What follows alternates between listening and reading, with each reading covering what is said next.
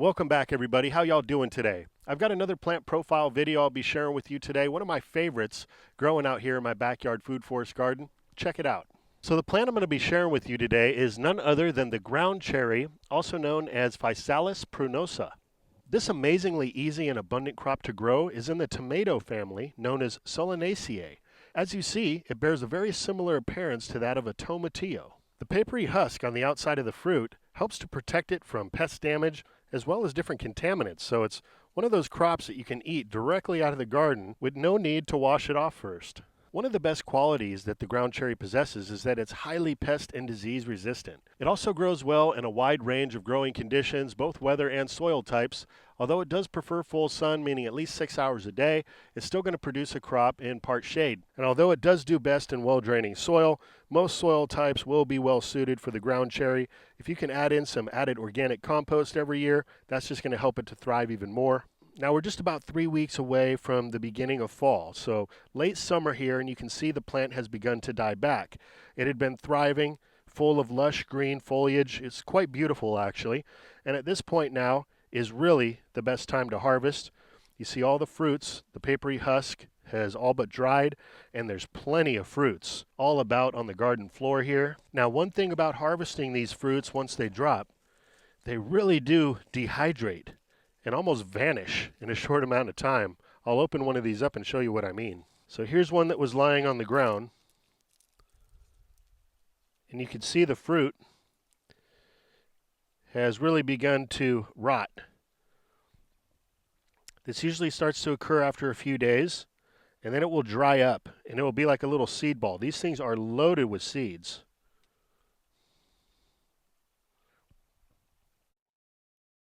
And because of that, this annual crop will readily seed itself and grow back year after year. For me, I absolutely love that. For some gardeners, you may not want that, so just be aware. If you don't want the ground cherry to proliferate and spread throughout your garden year after year, you're going to want to get as many of those out of the garden as possible. For myself, I don't worry about that at all. That's one of the absolute benefits to growing this crop. I look at it like this: whether you're growing a more traditional garden or a food forest style garden, it's nice to have a balance of crops that both require a good amount of attention, things like annuals, tomatoes, eggplants, salad, that sort of thing, along with crops that thrive and survive with very little care. Today, we may have all the time in the world to tend to our garden. We may be healthy and fit and be ready to take care of the garden, but what if tomorrow situations were a bit different? Are you still going to have crops that are going to survive and thrive with very little effort? Well, crops like the ground cherry do just that.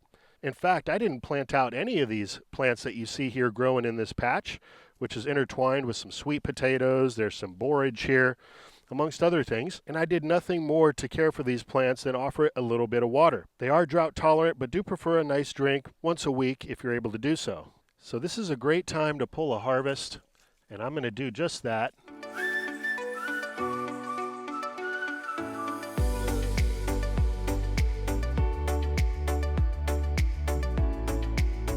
So harvest season for the ground cherry is late summer into early fall. And now let's talk a bit about the flavor profile.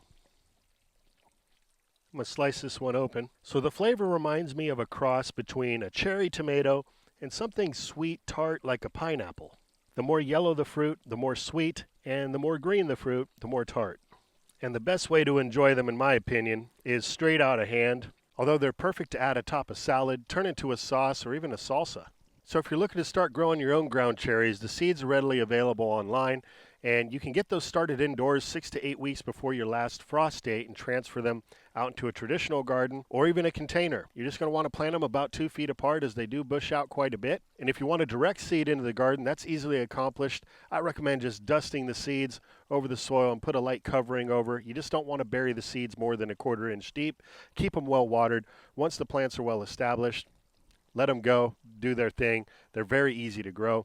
Once they are growing, later in the spring, early summer, you can actually propagate the plant from cutting as well. Over here, I've got some more volunteer plants growing atop this hugelkultur mound, and these still have the green foliage on there, so I'll show you how you could go about creating a cutting from a plant at this stage of its life.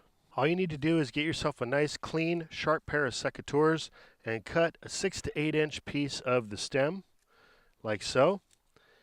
You're going to remove any of the fruit or leaves on the lower portion of this cutting, just leaving a few leaves on the top. That would be good. Then, if you want to greatly increase your odds of success, you can dip the cutting in a bit of rooting hormone. Although it's not completely necessary, you can just plant this in the soil as is. You'll see where I broke off those lower leaves. Each one of those has a node that's going to grow out and push out some new growth. And so you can grow out new plants this way. Very easy to do. As long as I'm over here, might as well harvest this one on the ground.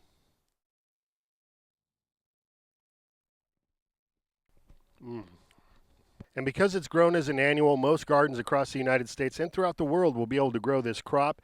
It is rated for USDA climate zones 4 through 8, but that, of course, is talking about the spring and summer weather conditions. Well, I think that about wraps this episode up on the ground cherry, one of my all-time favorite food crops to grow.